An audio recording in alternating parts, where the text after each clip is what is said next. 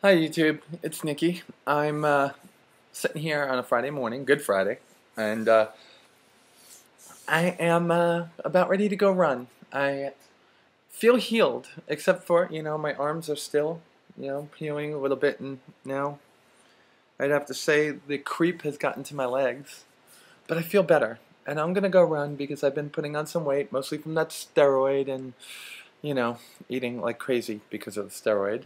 But also because in this time of year I like to run, and it really gives me an opportunity to think. Only, I haven't thought about this.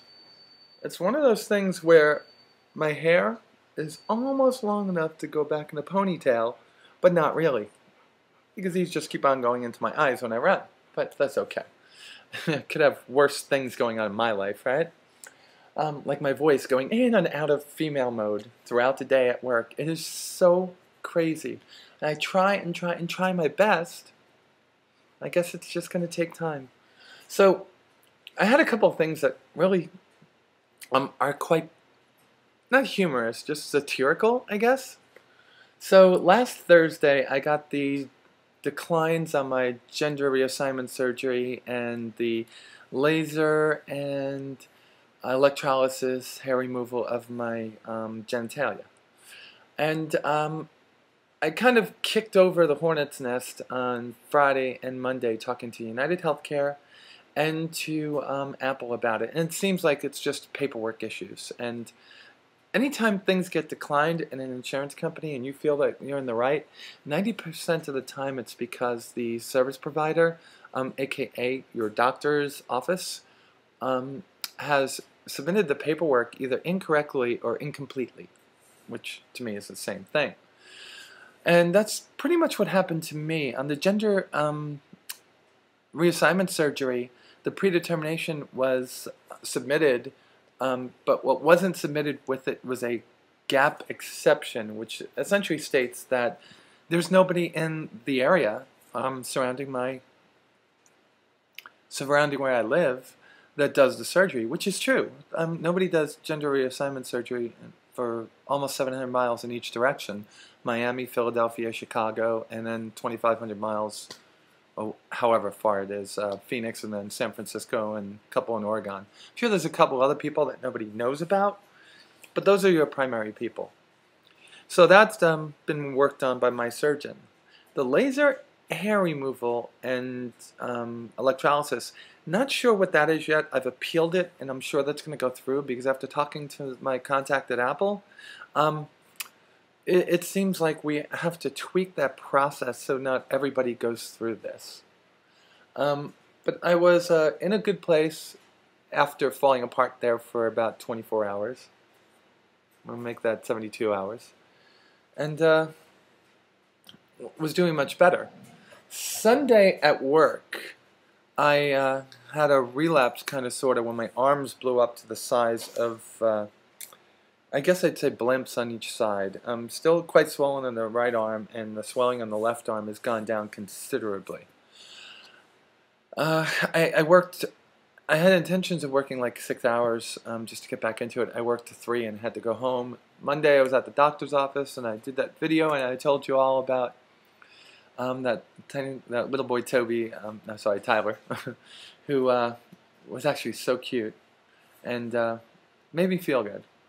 So where I'm at now is something I probably didn't talk about is Monday I got home and after doing everything, I got home and I had that piece of paper that told me why the gender reassignment surgery was not done, and it was because one of the CPT codes for vaginoplasty, which this doctor uses for vaginal rejuvenation, is done by a doctor in Woodstock, which is about 7 miles from my home.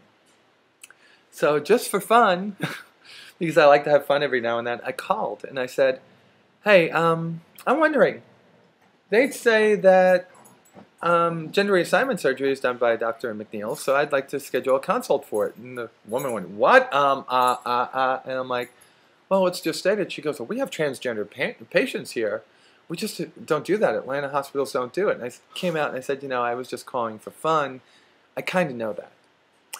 And she was like, "Oh, so you were just having fun with me? Why were you doing that?" I said, "Well, my surgery was declined because evidently the paperwork was filled out wrong. But I figured, why not just call the doctor and see why that is listed as that?" And she goes, "Well, that code that you see on there is for vaginal rejuvenation." So that was gone. And I said, "Wow, you've had transgender people through there." I go, "It's Woodstock." And she said, "Well, it's actually Marietta Plastic Surgery." And yes, because, we do breast and liposuction and some other things. And it just went in the back of my head. So here's where that starts to come into play for me. I have been considering for the last 7 months breast augmentation. I talk about it. My breasts, whereas they're breasts, they're not going to be, when you look at them without a bra, they're not going to really look completely like a girl's breast, even though I have better development than most girls that I know that are in their 40s. And yes, I know I don't look 40. I think I do. That's such a lie. I'm not that self-involved. The thing here is, I've been toying with this, and it's really not causing me turmoil or any hard, it's not a hard thing on me. I mean, how could it be? It's paid for. But it's one of those things that I'm doing that I told everyone to do, which is to take the longest distance between 2 points. Well, I think I've reached the end of that, and whereas some people look at it as a totally unnecessary surgery, I'm not looking at it for passing. And that's what I had to get to. It's not for me to pass. It's for me to like. It's kind of like, why do you like the teal car over the silver car? Well, I like the color. Well, I think having breasts that look more like natural female breasts would be good for me. So I'm going to do some consultations for the breast augmentation, but I have to be careful because the coverage is only for in-network for me. So in order for me to get it paid for, which yes, I'm lucky, I know, I have to find a surgeon that's not only in-network, but knows the differences between female and male anatomy when doing a transgender breast augmentation. Because you can't just use the same implants, right? I mean, you have to know that you have to use wider, lower profile. And I'm not looking to come out looking like stripper Barbie. I'm looking to come out like a natural girl of my size. I mean, think Lucy Lawless. I mean, think somebody in that frame. I'm not looking for these huge things. I'm just looking for natural. And I'm hoping I find it. And I'm going to do my best. So I called back this person and said I'd like to set up a consultation, and got it like that for Monday. It's like bing, bang, boom. Filled out all my paperwork, and I'm going Monday at 3:30. So here I am, halfway down the road of transitioning.